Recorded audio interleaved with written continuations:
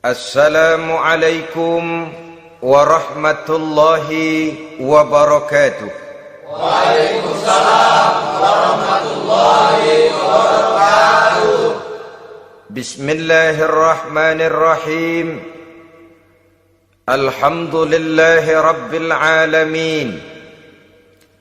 Wal aqibatu lil muttaqin. Wala udwana illa 'alal zalimin. والصلاة والسلام على أشرف الأنبياء والمرسلين سيدنا ومولانا محمد وعلى آله وأصحابه المجاهدين الطاهرين أما بعد. Saudara-saudara kaum muslimin rahimakumullah. Salah satu kelebihan makhluk bernama manusia, yaitu bahwa Allah subhanahu wa ta'ala menghiasi hidup manusia ini dengan syahwat, atau yang lazimnya kita sebut sebagai hawa nafsu.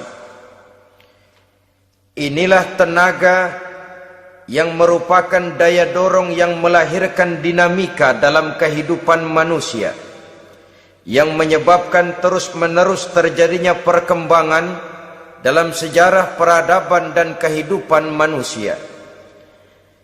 Hawa nafsu bisa melambungkan seseorang kepada puncak kejayaan, dan hawa nafsu dapat menenggelamkan seseorang ke dasar jurang kehancuran yang paling dalam. Pada surah Ali Imran ayat 14, Allah subhanahu wa ta'ala berfirman, A'udzu billahi minasyaitonir rajim.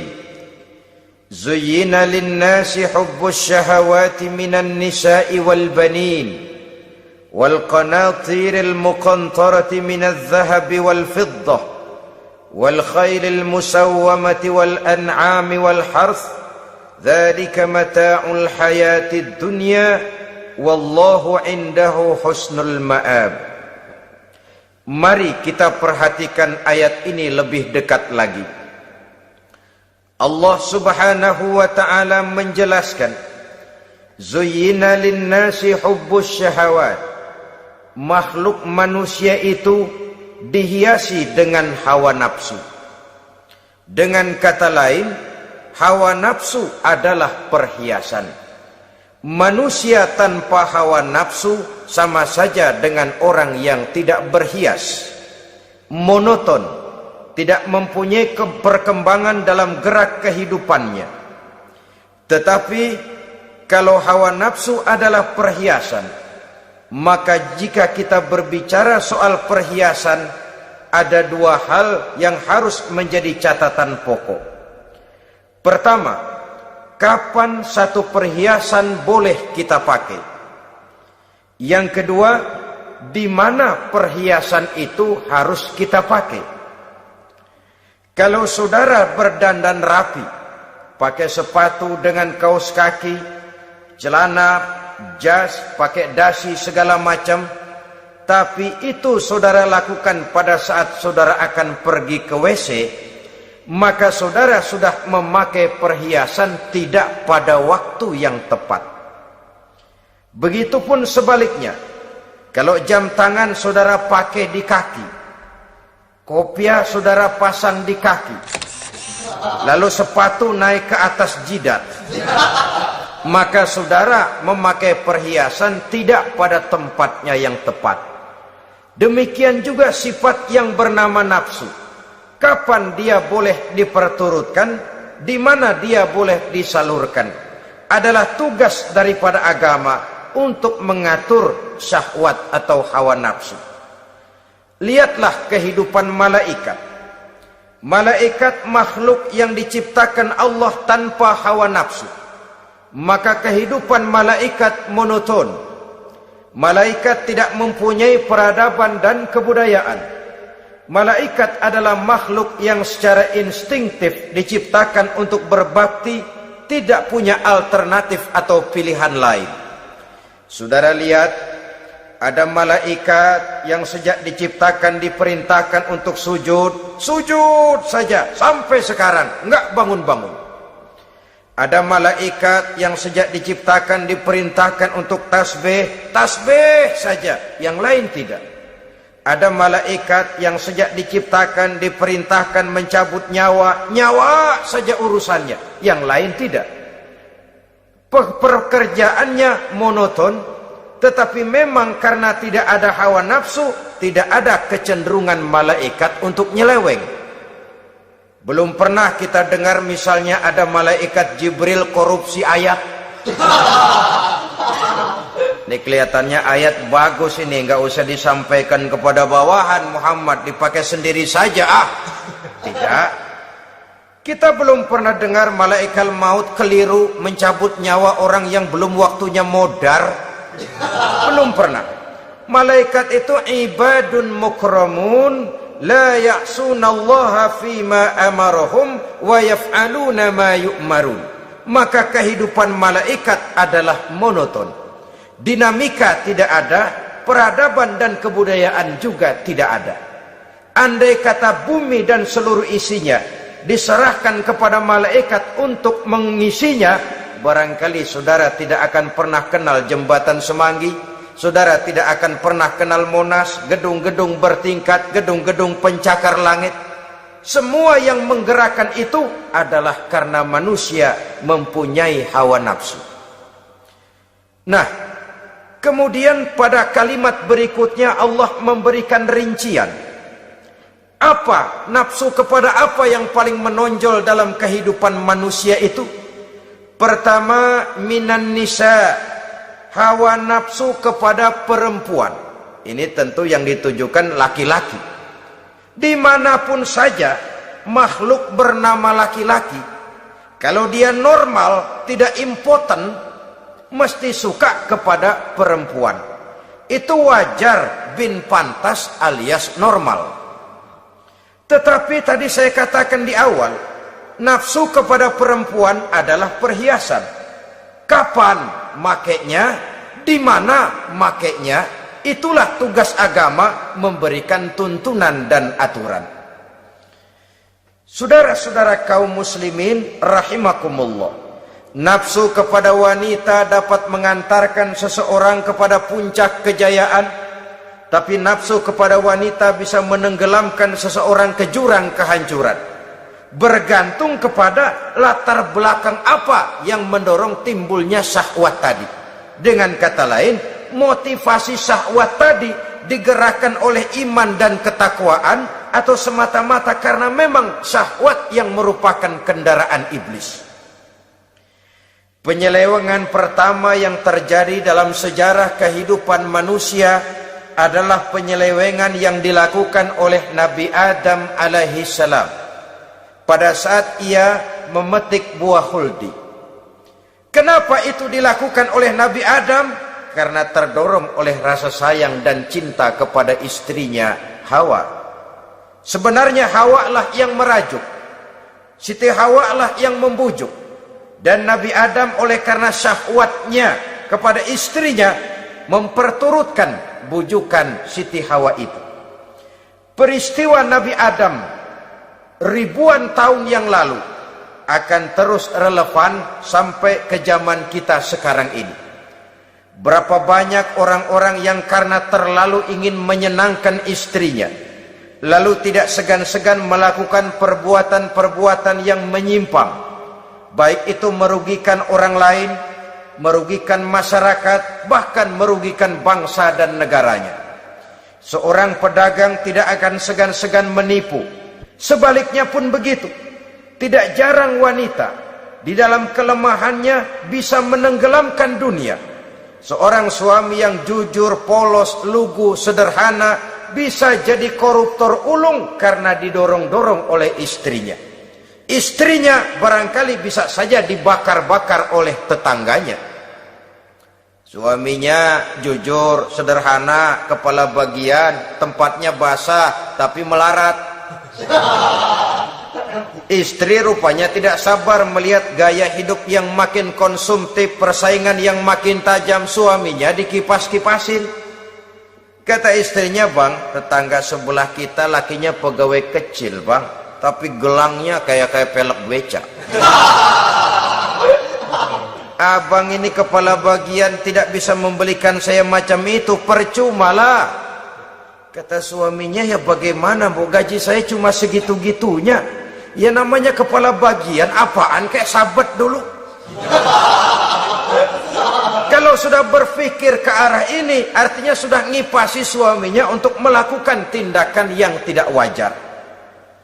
Saudara-saudara kaum muslimin rahimakumullah, sejak zaman klasik sampai kepada zaman kita sekarang ini, kita melihat kecenderungan syahwat kepada wanita ini. Julius Kaisar yang katanya gagah perkasa, ternyata tunduk di bawah kaki Cleopatra. Napoleon Bonaparte, the Lion of Europe, singa daratan Eropa, luas kekuasaannya, gagah perkasa tentaranya, kepada siapa dia tunduk? Ke bawah kakinya Margaret Josephine. Demikianlah di zaman kita sekarang, kita melihat di Jepang, betapa Perdana Menteri Uno didesak mengundurkan diri dari jabatan Perdana Menterinya oleh karena terlibat skandal dengan geisha.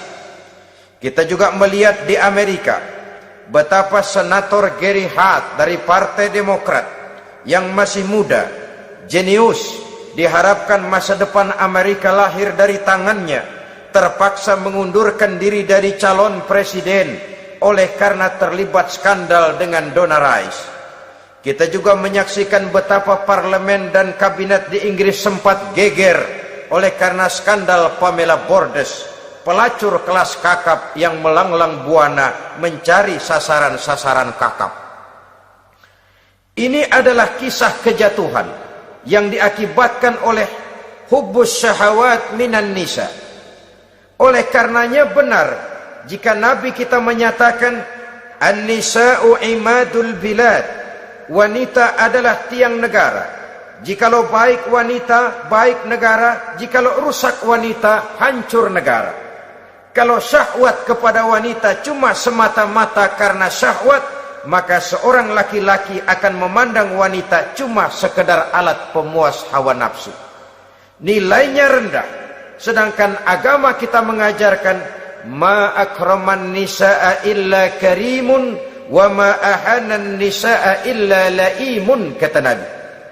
Tidak akan menghormati kaum wanita kecuali orang-orang yang terhormat, dan tidak akan merendahkan derajat kaum wanita kecuali memang orang-orang yang rendah moralnya. Dengan kata lain, apabila syahwat minan nisa ini dilandasi dengan semangat iman dan ketakwaan, maka kehidupan Rasulullah sallallahu alaihi wasallam sungguh menjadi figur dan contoh dalam kehidupan kita. Perkawinannya bukan karena wajah yang cantik semata-mata, tapi lebih merupakan nilai ibadah kepada Allah Subhanahu wa ta'ala. Dengan demikian, kecenderungan kepada hubbus syahawat minan nisa dikontrol oleh nilai iman.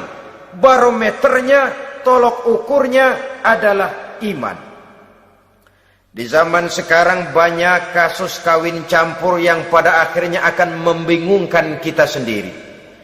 Padahal Al-Quran secara jelas dan tegas memberikan bimbingan. Orang itu kalau sudah, kata Imam Syafi'i, wa ainur ridha an kulli aibin kalilatun kama anna aina suhti tubdil masawiya. Mata kalau dibalut cinta dia buta terhadap nista, tapi mata kalau dibalut benci hanya melihat yang keji-keji saja. Biasanya cinta kepada wanita memang bisa menimbulkan dorongan yang positif, tapi juga bisa membuat seseorang buta sama sekali. Dorongan yang positif paling kurang dari segi penampilan. Coba lihat lelaki kalau lagi demen perempuan, lenjeh banget kan? Sisiran rambutnya rapi, teriskaan bajunya lancip, sepatunya mengkilat, kantong celananya tebel, perkara anduk isinya bukan soal. Yang penting kan gaya. Lalu dinamis, kreativitasnya ada saja timbul.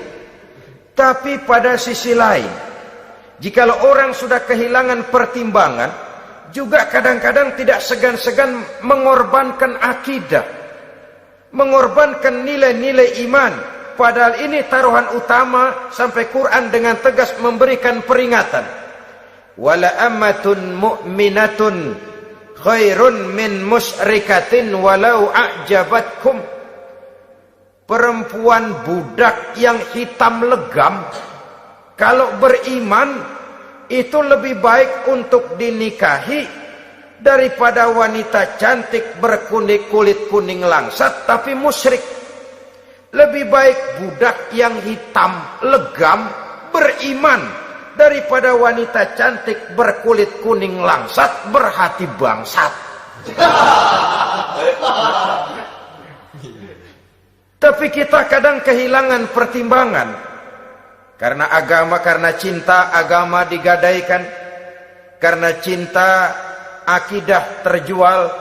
Karena cinta keyakinan jadi korban. Ini semua penyakit yang datang dari hubbus syahawat minan nisa. Kecenderungan mengumbar nafsu kepada perempuan.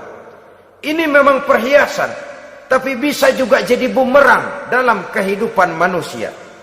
Berapa banyak penyelewengan terjadi karena pengaruh wanita yang tidak bisa jadi bisa. Ini pengaruh di dalam kehidupan memang sedemikian besarnya. Sehingga saudara-saudara kaum muslimin, inilah yang perlu dikendalikan dalam kehidupan, kapan dan di mana.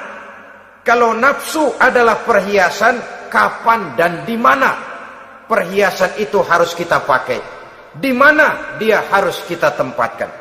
Begitu juga yang menyangkut soal perempuan. Kapan? Ya kapan? Tentu kalau sudah nikah. Di mana? Yang jelas bukan di depan umum.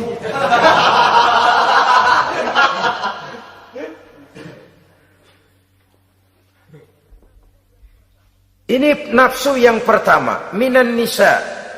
Yang kedua, wal banin. Dihiasi juga manusia dengan kecintaan kepada banin.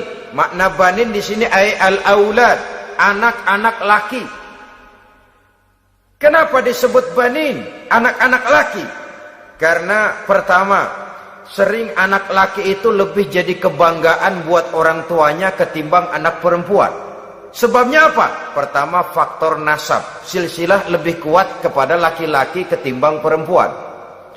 Yang kedua, faktor cita-cita. Orang tua kalau punya anak laki-laki, cita-citanya panjang. Nak, kau nanti jadi dokter ya. Nak, jadi insinyur ya. Nak, jadi pilot ya. Nak, jadi pengusaha ya. Nak, jadi presiden ya. Tapi kalau dia punya anak perempuan, paling, ya nak, mudah-mudahan nanti kamu dapat jodoh orang baik nak. Dapat jodoh orang soleh. Saudara-saudara, yang ketiga, anak perempuan itu kalau sudah berkeluarga, biasanya pindah kepada lingkungan keluarga lain. Sehingga orang berkata, punya anak perempuan banyak sebenarnya seperti agen. Artinya ada yang mau bawa, kan begitu. Ada yang minta, ambil. Ada yang berminat, buntel. Paling dia nengokin orang tuanya ya lebaran.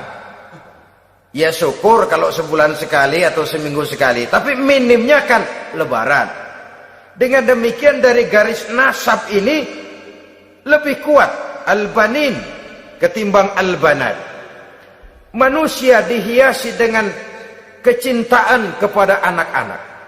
Sering karena terlalu cinta kepada anak, kita menjerumuskan anak.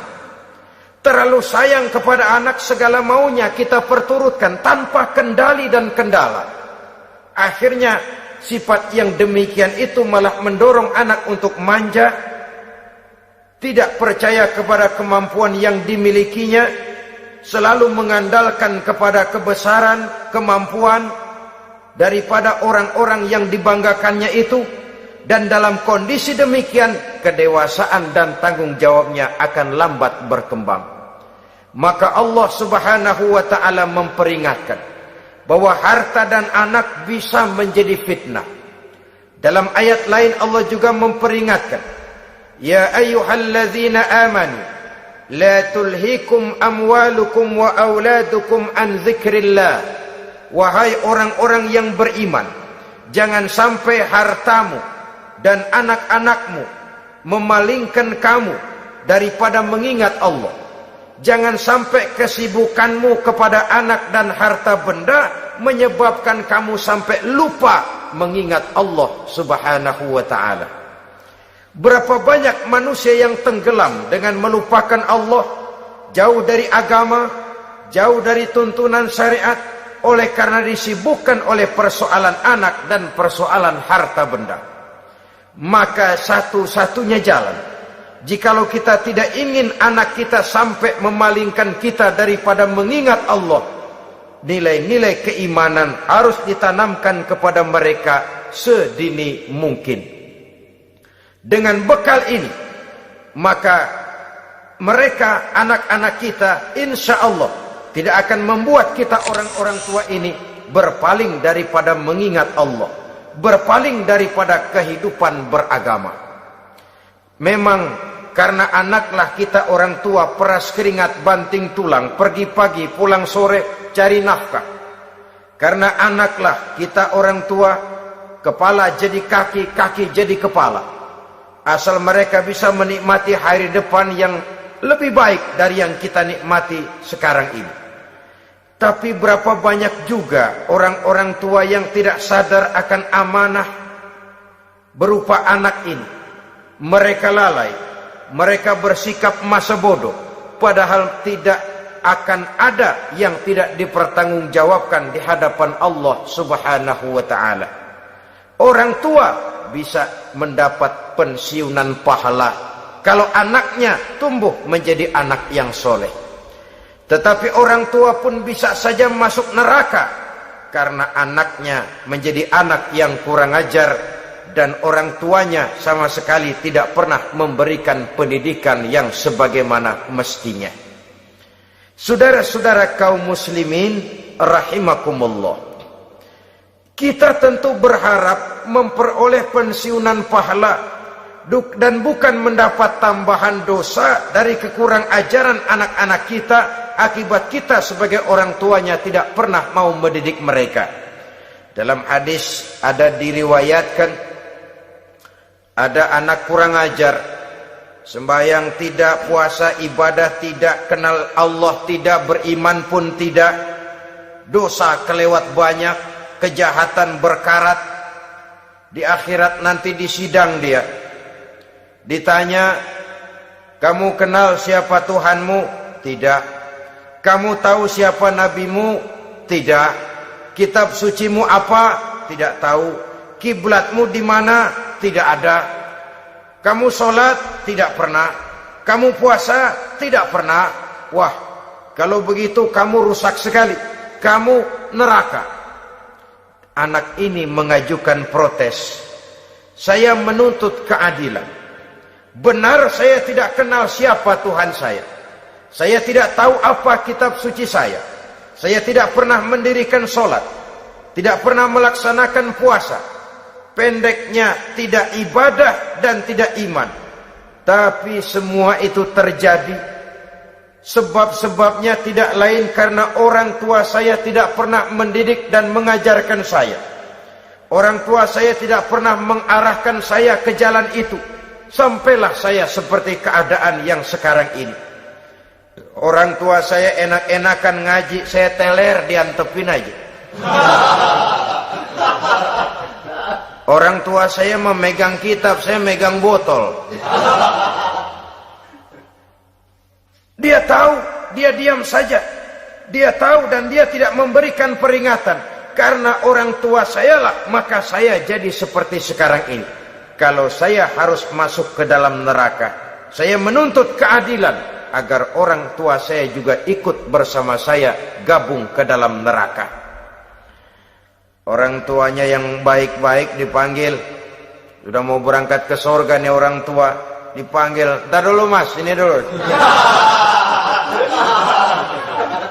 "Mau kemana, gancang banget?"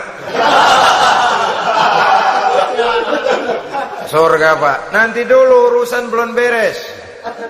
"Ini benar anakmu ini?" Dilihat anaknya, iya anak saya ini. Waktu di dunia nggak pernah diajarin ngaji, nggak pernah.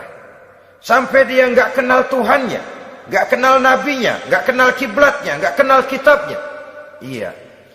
Dia sembahyang, kamu diam, dia nggak sholat, kamu diemin aja. Iya kali. Kenapa pakai kali? Yang benar ngomong mas. Ramadan dia nggak puasa, kamu nggak tegur, kamu diam saja. Iya. Wah, kamu nggak tanggung jawab. Kamu tahu anak itu adalah amanah. Menyia-nyiakan amanah adalah khianat. Khianat adalah dosa besar. Jadi bagaimana saya? Ya kamu gabung sama anakmu, join ke neraka berdua bareng. Lantaran kamu tidak mau mendidik mereka, anak-anakmu, maka jadilah anak-anakmu seperti sekarang ini. Saudara-saudara kaum muslimin rahimakumullah.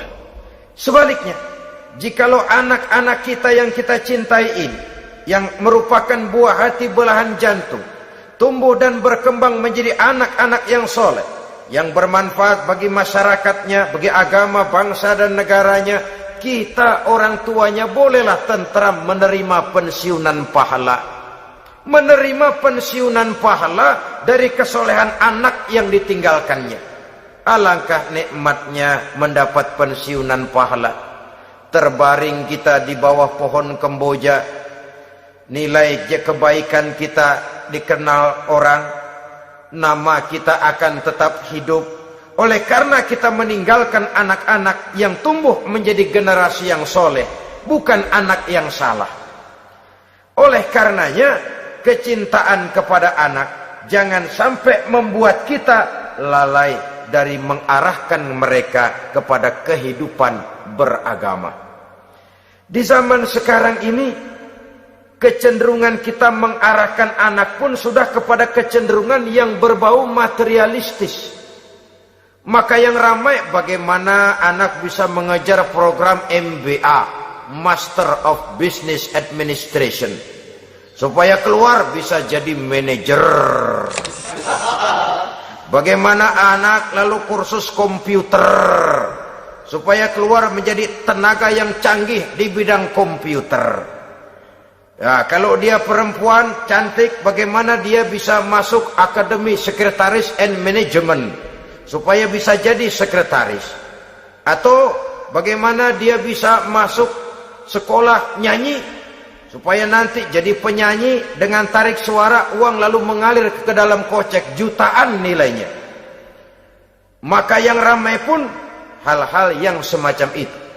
Dalam pada itu, pengajian, kursus-kursus keagamaan, study club yang membicarakan masalah-masalah agama, ramainya kadang-kadang kalau bulan Ramadan, dianggap training center.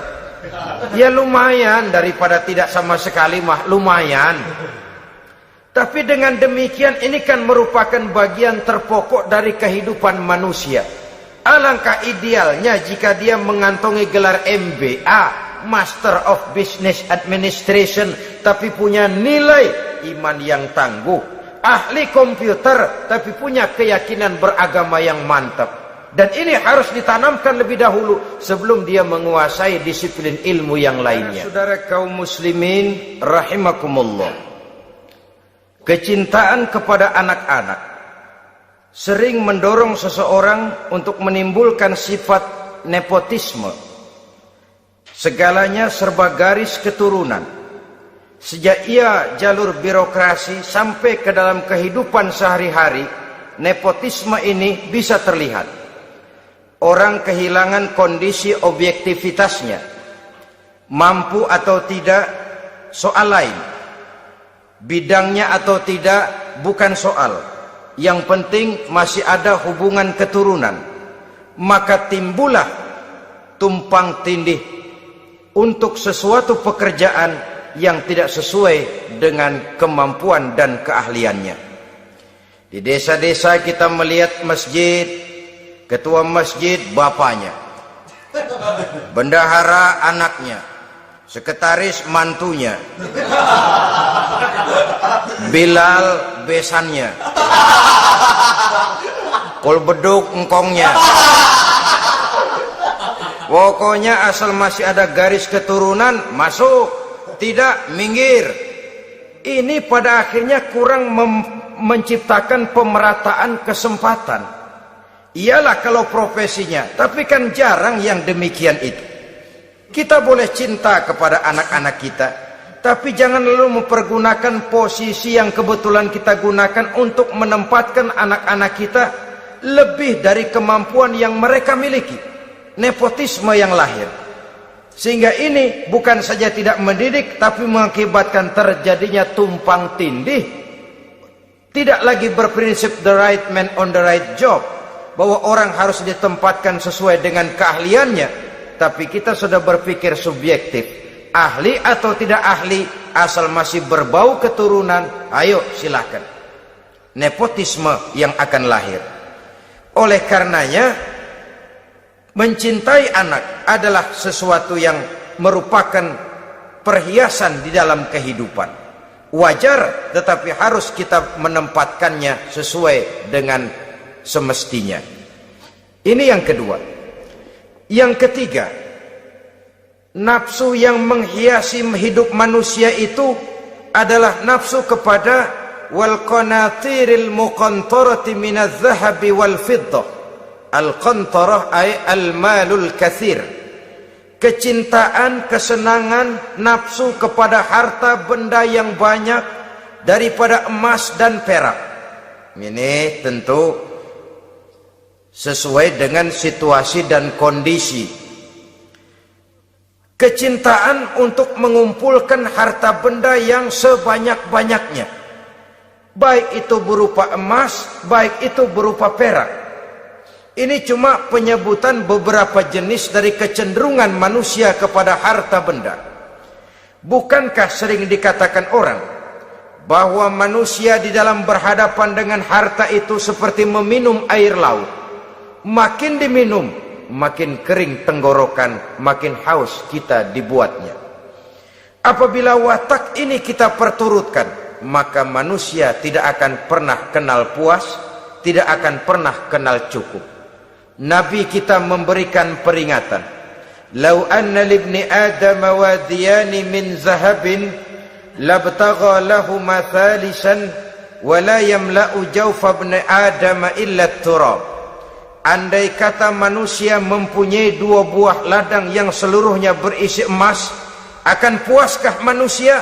Tidak, mereka akan cari ladang emas yang ketiga. Wala yamla'u jawfa ibni Adam illa turab. Sungguh mulut manusia ini tidak akan pernah penuh terisi kecuali kalau sudah disumpal dengan tanah. Artinya kalau sudah dia dipendam di liang lahat baru cukup. Tetapi sepanjang dia masih bergerak, masih hidup dan bernyawa, masih bisa berusaha dan berbuat, dia tidak akan pernah mengenal puas. Ini akan mendorong manusia terjebak kepada menghalalkan segala cara untuk mencapai tujuan. Yang penting kaya, kan begitu. Dan cepat. Sebab sekarang orang sering motong kompas. Yang penting kan cepat kaya. Soal cara, kalau jujur aja mah, sampai kapan mau kaya? Perkara itu renten, bukan soal. Perkara itu judi, tidak jadi masalah. Perkara itu korupsi menyangkut hak orang banyak, bukan soal. Yang penting cepat kaya. Dan anehnya lagi, tidak malu menumpuk kekayaan dengan cara yang tidak wajar. Ya kan orang hidup bermasyarakat tuh bisa dianalisa toh. Emang usahanya apa sih? Gajinya sebulan berapa sih? Kok bisa gitu-gitu bener sih? Dari mana sih? Secara langsung orang tidak berani bertanya, tapi dari mulut ke mulut akhirnya tersebar jadi rahasia umum. Si Ano kan punya ano, dia anonya seano. Ini bisa Jadi bahan pertanyaan dalam kehidupan, akhirnya jadi gunjingan. Orang sudah tidak terlalu peduli dari mana kekayaan itu diperoleh. Yang penting kaya. Dengan menghalalkan segala macam cara. Terjebaklah ke dalam cara-cara mafia. Terjebaklah ke dalam cara-cara yang tidak wajar, tidak bijaksana. Memperkuat klik, clean. Dengan menghantam yang lain. Saudara-saudara kaum muslimin rahimakumullah. Bahwa manusia punya nafsu ingin kaya, itu boleh. Boleh. Agama memberikan tuntunan, memberikan aturan. Tidak hanya sekedar asal kaya, tidak hanya sekedar asal banyak harta. Malahan hadis menyatakan, kalau saudara diberikan umur panjang, pertanyaan akhirat cuma satu kok. Umurmu kau habiskan di mana?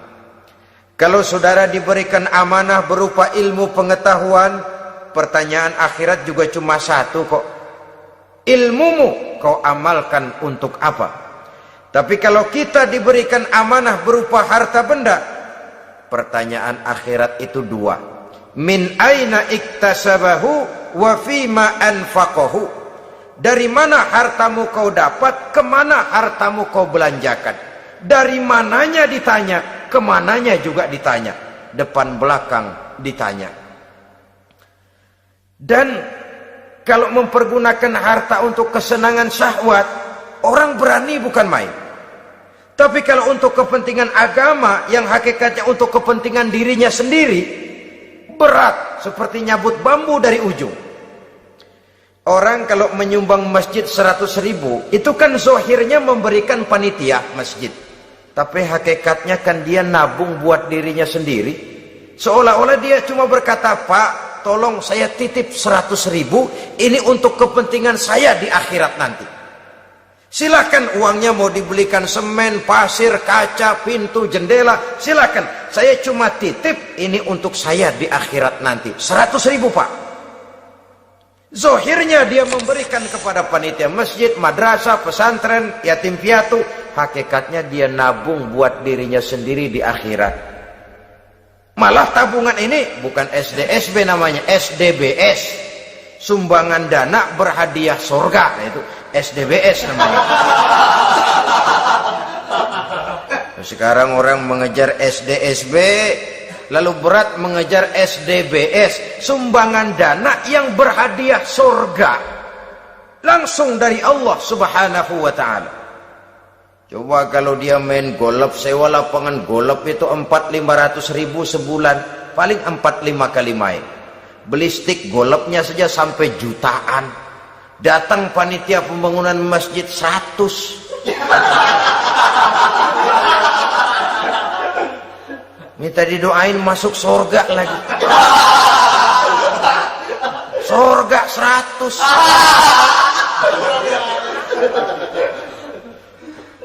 Saudara-saudara kaum muslimin rahimakumullah.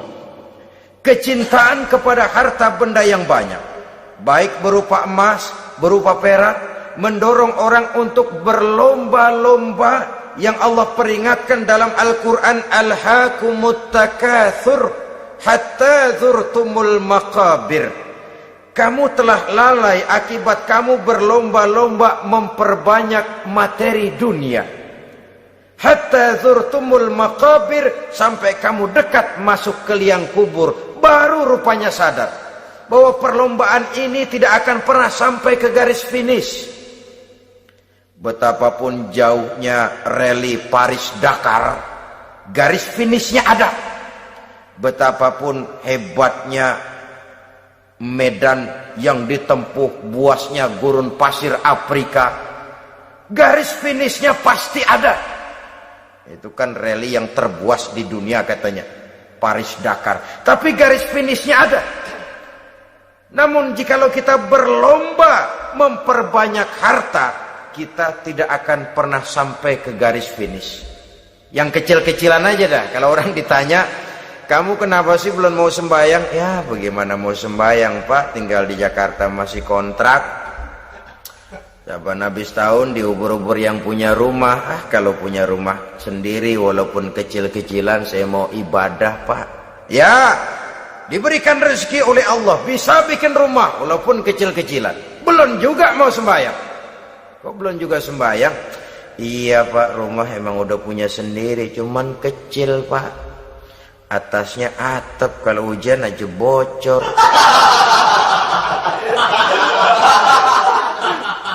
Kalau bisa bikin rumah yang permanen Pak, tenang, saya ibadah, sembahyang saya rajin.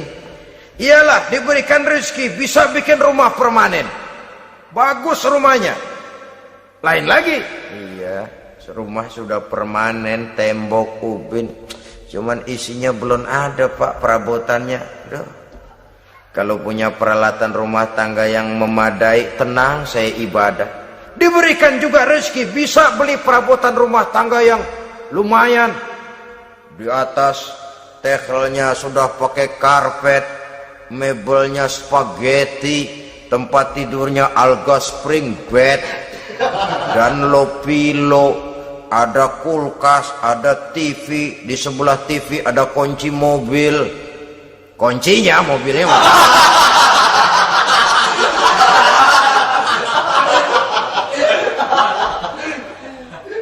Bagaimana? Sekarang sudah cukup perabotan. Perabotan sudah ada Pak, cuman kendaraan belum punya ini. Kemana-mana masih ngukur jalanan aja. Kalau punya kendaraan enak, kemana-mana cepet Pak, mau ke masjid juga getap dah, rajin. Diberikan rezeki, bisa beli kendaraan. Lain lagi nanti. Sudah punya sepeda, pengen punya motor, kepengen punya mobil, kepengen punya pesawat terbang, pengen punya kapal induk. Sudah punya kebun, pengen beli sawah, sudah punya sawah, pengen punya gunung, sudah punya gunung, laut diborong. Perlombaan materi tidak akan pernah membawa kita ke garis finish, karena sifatnya sangat abstrak, bahkan akan mendorong kita seperti gurita, cenderung kepada penyakit tamak bin rakus alias serakah. Dengan demikian saudara-saudara, bahwa kecintaan kepada harta merupakan nafsu, dan nafsu itu adalah perhiasan, dia bisa menjadi daya dorong positif. Kalau dalam upaya memperoleh harta itu kita tidak akan keluar dari tujuan keridhaan Allah. Saya cari nafkah, tapi yang Allah ridho. Saya ingin kaya, tapi dengan cara yang Allah ridho. Ini kunci yang akan menyelamatkan kita manusia dari perangkap menghalalkan segala cara. Ini yang ketiga. Yang keempat, dihiasi manusia itu dengan nafsu kepada wal khailil musawwamah, kuda yang bagus, kendaraan yang bagus, kuda yang terpelihara. Al-musawwamah ada yang mentafsirkan ar-ra'iyah. Ar-ra'iyah itu yang digembalai, binatang ternak, kuda yang digembalai atau kuda yang diikat. Artinya, kalau dulu kan yang namanya tuan-tuan tanah itu baru dibilang bejeger kalau kemana-mana naik kuda. Jet set zaman dulu itu udah kelompok jet set, itu kendaraan. Kalau sekarang baby band dah, dulu mah kuda band.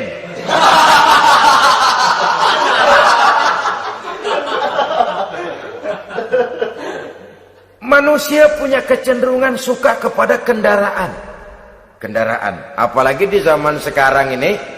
Wah, iklan-iklan itu kan sangat menggoda kita, melayani segala macam bentuk penjualan. Nah, ini lalu terangsang biar duit cekak. Kalau udah ngebaca itu, wah berani banget dah. Tahu duit nggak mungkin cukup, tapi begitu baca melayani segala macam bentuk penjualan dengan fasilitas ringan. Nah, jadi dah. Jadi juga punya mobil, jadi dah. Perkara utang itu bakal nyekek leher, bukan soal. Kasihan saudara-saudara kita di daerah-daerah yang terjebak kepada iklan-iklan merangsang, yang akhirnya di luar kemampuan, sehingga terjebak pada saat dia harus mengembalikan kredit, dia tidak mampu, barang disita, uang hangus, nyengir deh. Bekipas sembari tahlil. Habis arang besi binasa. Bahwa kita menginginkan kendaraan yang serba baik, silahkan. Tiap akhir tahun ganti merek, keluar yang baru, ganti lagi. Itu kalau orang yang mampu. Buat kita yang tidak mampu, kenapa tidak bersyukur melihat yang lebih rendah di bawah kita? Alhamdulillah kita punya mobil, tangga kita cuman punya motor.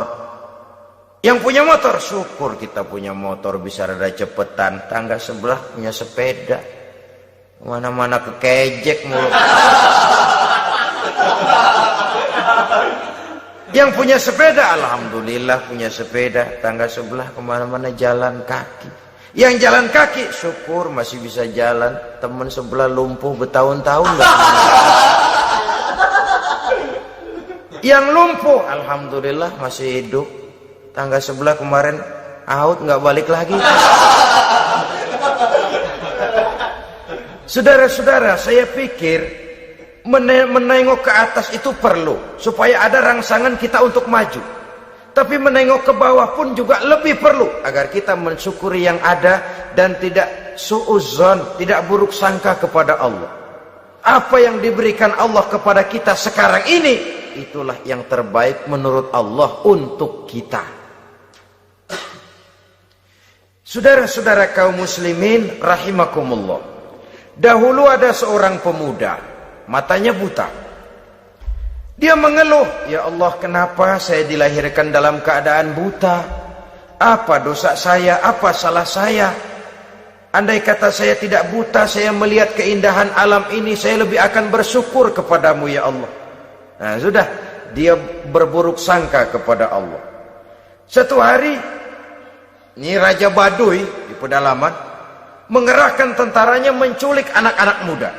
Ini Raja Baduy ini kanibal, artinya suka makan daging manusia. Anak-anak muda ini diculik. Yang masih muda-muda ya, kalau kambing muda itu kan di sop rada sedap. Rupanya ini Raja kanibal ini begitu. Anak-anak muda termasuk ya pemuda yang buta tadi itu kena culik.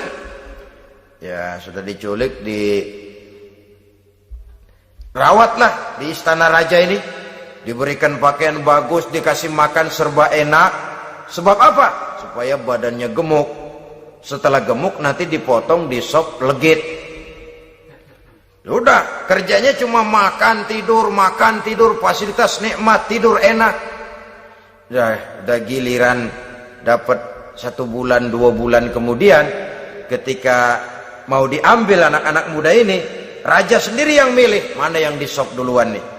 Sampai giliran anak muda yang buta ini, raja geleng kepala. Yang begini mah buta, dagingnya nggak enak. Ini satu lepas aja, lepas. Saya mau makan daging orang buta, lepas aja. Pulang ini anak muda, batinnya bersyukur, sujud syukur, ya Allah, katanya, untung saya buta. Coba kalau saya nggak buta udah habis saya disop. 2 bulan yang lalu dia mengeluh, ya Allah, kenapa saya dilahirkan dalam keadaan buta? Sekarang dalam pulang ke rumah, perjalanan menuju ke rumah, dia berkata, alhamdulillah, andai kata saya tidak buta, habis badan saya disop oleh raja yang kanibal tadi itu. Saudara-saudara kaum muslimin rahimakumullah. Jadi dengan demikian pola hidup yang konsumtif sesungguhnya sangat tidak mendidik apabila dilatar belakangi oleh kemampuan yang tidak menunjang. Dengan demikian setidaknya mendidik orang untuk berkhayal. Anak-anak muda sama merek mobil ngerti banget dah, punya kagak? Ini BMW model terakhir nih.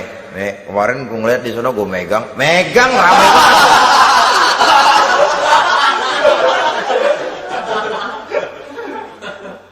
Tulul amal ini kalau tidak diimbangi dengan saluran yang positif, dia akan terjebak kepada penyakit tulul amal, panjang angan-angan. Baiklah ya, wal khailil musawwamah. Yang keempat, yang kelima maksud saya, wal an'am, cinta kepada binatang ternak. Manusia ini kan punya kecenderungan macam-macam. Setelah rumahnya bagus, hartanya banyak, kendaraannya cukup, ingin beternak. Jadilah peternak. Ini kecenderungan manusia, wajar saja sepanjang didapat dan dilakukan dengan cara-cara yang wajar. Wal hars, dan tumbuh-tumbuhan, bertani, bersawah, berladang, itu merupakan kecenderungan daripada manusia.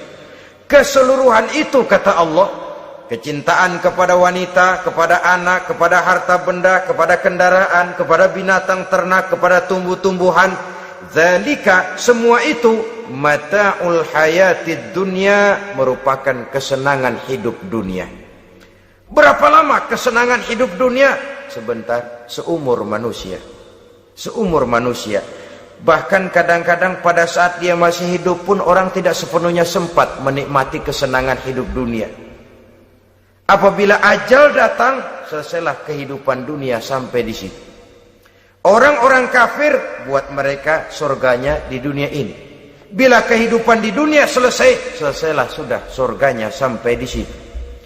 Kesemua itu, kata Allah, merupakan kesenangan daripada kehidupan di dunia.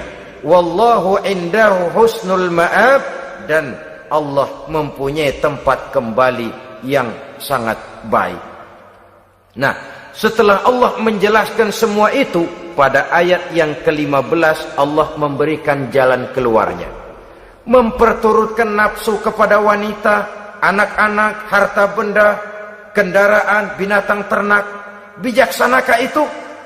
Dalam ayat ke-15 surah Ali Imran ini Allah memberikan penjelasan tuntas. Qul a'unabbi'ukum bi khairim min zalikum. Katakan kepada mereka Muhammad, maukah kamu aku beri kabar yang lebih baik dari semua itu? Lebih baik daripada kesenanganmu kepada wanita, kepada anak-anak, kepada harta benda, kepada kendaraan dan sebagainya. Mau kamu aku beritahu yang lebih baik daripada semua itu? Jawaban tentu mau. Kalimatnya bukan ukhbirukum, a'unabbi'ukum. An-naba itu berita yang besar. Lain dengan al-khabar, itu berita biasa saja. An-naba, sehingga pembawa berita disebut nabi. Dari naba yanbi, pembawa berita yang benar. A'unabbi'ukum, maukah aku tunjukkan kepada satu berita yang benar-benar besar dan benar-benar lebih baik dari yang semua disebutkan tadi. Apa jalan keluarnya? Lillazina taqaw 'inda rabbihim jannatun tajri min tahtihal anhar. Bagi orang-orang yang bertakwa kepada Allah, mereka akan mendapatkan surga yang di bawahnya mengalir sungai. Khalidina fiha, mereka akan kekal di dalamnya. Wa azwajun mutahharah, dan mereka mendapat istri-istri yang suci. Waridwanum minallah, dan keridhaan daripada Allah subhanahu wa ta'ala. Kalau kamu hai orang-orang yang beriman, kalau kamu hai manusia menyangka bahwa nafsu kepada wanita, anak-anak, mengumpulkan harta benda, kendaraan yang menarik, binatang ternak dan tumbuh-tumbuhan itulah yang lebih baik untuk kesenangan dunia, memang itu kesenangan dunia. Tapi nih, seolah-olah kata Allah, nih saya kasih tahu kamu, aku beritahu yang lebih baik dari semua itu. Apa? Takwa kepada Allah. Kecintaan kepada wanita. Kalau takwa dasarnya, orang nggak amburadul, nggak semrawut, nggak pokoknya gue masal perempuan dan membuat terus. Tapi punya kaidah, punya norma. Demikian juga kepada anak-anaknya. Demikian juga kepada harta benda. Pokoknya asal harta, mau halal, mau haram, tekuk terus saja. Semuanya dilandasi oleh taqaw, lillazina taqaw, oleh ketakwaan kepada Allah. Nah, ketakwaan ini akan menghasilkan apa? Inda rabbihim jannatun tajri min tahtihal anhar. Melahirkan, menghasilkan surga yang di bawahnya mengalir sungai-sungai. Saudara-saudara kaum muslimin rahimakumullah, jika kita menyangka bahwa wanita bisa memberikan kesenangan, iya, kesenangan dunia. Jika kita menyangka bahwa harta benda bisa memberikan kesenangan, iya, kesenangan dunia. Jika kita menyangka bahwa kendaraan bisa memberikan kesenangan, iya, kesenangan dunia. Tapi kita tidak cuma ingin itu, kita ingin itu semua juga bisa membawa kesenangan akhirat. Caranya landasi dengan takwa. Kesenangan kepada wanita didasari dengan takwa. Maka jangan jadikan wanita cuma sekedar alat pemuas hawa nafsu. Kesenangan kepada anak-anak dilandasi dengan takwa. Maka anak-anak diarahkan kepada jalan yang diridhoi Allah. Kesenangan kepada kendaraan dilandasi dengan takwa. Maka kendaraannya selalu mengarah berjalan menuju jalan takwa, diridhoi oleh Allah Subhanahu wa ta'ala. Kalau tidak, tuh mobil asal lempengan Ancol gancang banget dah. Tapi giliran dihadapin ke masjid, mogok melulu. Urusan ngaji ada aja halangannya tuh kendaraan. Tapi kalau untuk urusan maksiat, ngebut benar-benar. Dilandasi dengan ketakwaan. Sehingga dengan demikian tidak hanya sekedar surga di dunia ini, tapi lebih-lebih di surga di akhirat nanti. Khalidina fiha, kekal. Kalau dunia ini kan zillun zail, bayangan. Hari ini kita jaya, besok kita bangkrut. Siapa yang mau menghalangi? Hari ini kita melambung, besok kita nyungsep. Siapa yang bisa menarik? Tidak kekal, berubah, temporer, relatif. Di sana kebahagiaan yang dilandasi dengan takwa ini sudah surga, kekal di dalamnya, azwajun mutahharah. Dapat istri-istri yang suci. Suci dalam arti belum pernah dijamah orang lain. Suci dalam arti tidak pernah terkena halangan. Seperti men misalnya. Baik menstruasi atau mencret, itu tidak. Azwajun mutahharah. Konon makna mutahharah ini ya artinya juga bisa selalu gadis, bidadari itu. Selalu perawan. Tidak pernah janda. Walaupun tiap hari dipakai, perawan terus. Dan yang lebih penting, waridwanum minallah, mendapat ridho dari Allah Subhanahu wa ta'ala. Jadi hawa nafsu dengan motivasi takwa, itulah sesungguhnya yang dikehendaki oleh Ali Imran ayat 14 dan 15 ini. Dengan demikian, manusia dengan ketakwaannya mengendalikan hawa nafsu dan bukan malah dikendalikan oleh hawa nafsunya. Sehingga dengan demikian seluruh fasilitas yang dimilikinya, baik itu berupa istri, anak, kendaraan, binatang ternak, harta benda, tanam-tanaman, seluruhnya semakin meningkatkan ketakwaannya kepada Allah Subhanahu wa ta'ala. Mudah-mudahan kita bisa mencapai tingkat ini, di mana kita hidup mampu dan sanggup mengendalikan nafsu, bukan malah dikendalikan oleh hawa nafsu. Terima kasih dan mohon maaf. Wassalamualaikum warahmatullahi wabarakatuh. Waalaikumsalam warahmatullahi wabarakatuh.